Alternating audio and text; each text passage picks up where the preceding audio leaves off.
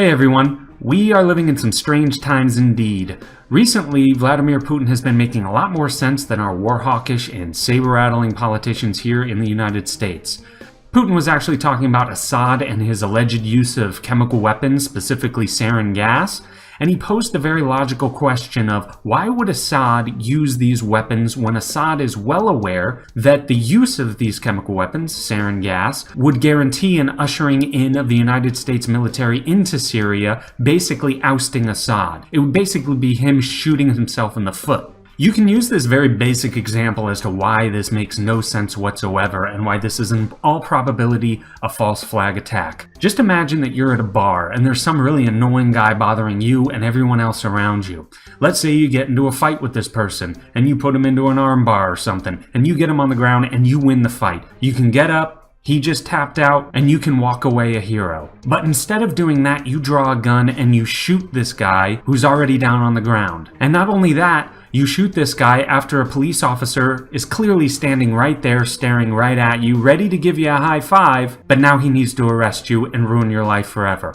Why would you do that when you've already won? This is basically the situation that occurred in Syria. Assad was fighting against ISIS, and he basically had them pinned up against the wall, and he won the war. Or at the very least, he was very close to winning the war. So it makes no sense that Assad would then basically shoot himself in the foot by using sarin gas, and as I said, guaranteeing that the United States will usher in their military, ruining all the progress that Assad has made. Furthermore, I do just want to address this article on PolitiFact, basically saying that conspiracy claims that Syrian gas attack was false flag or unproven.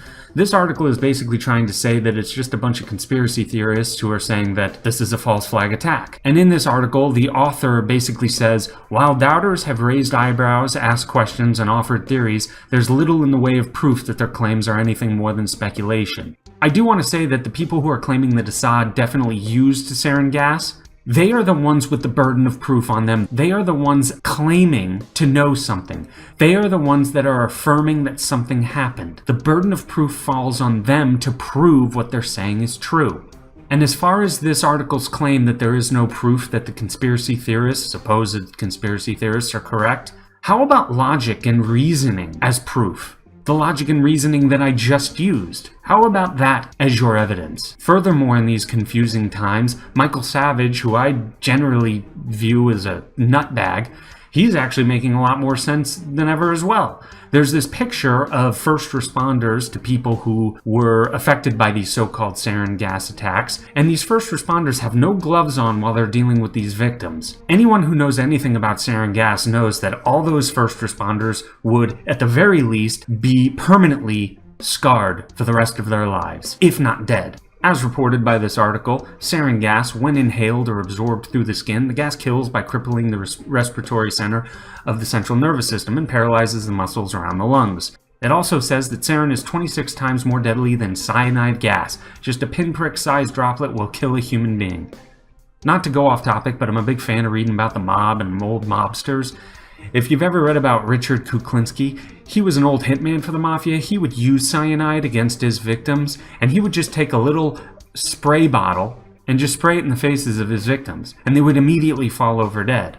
And sarin is 26 times more deadly than something that can do that. If that's the case, then every single one of these workers should be dead, and they're not. This at the very least shows that the people who are talking about Assad as if he definitely used sarin gas, at the very least don't even know what they're talking about, because in all probability, it wasn't even sarin gas. Alright everybody, that's it for this video. I hope you enjoyed it. Please like, subscribe, comment, share, all that stuff.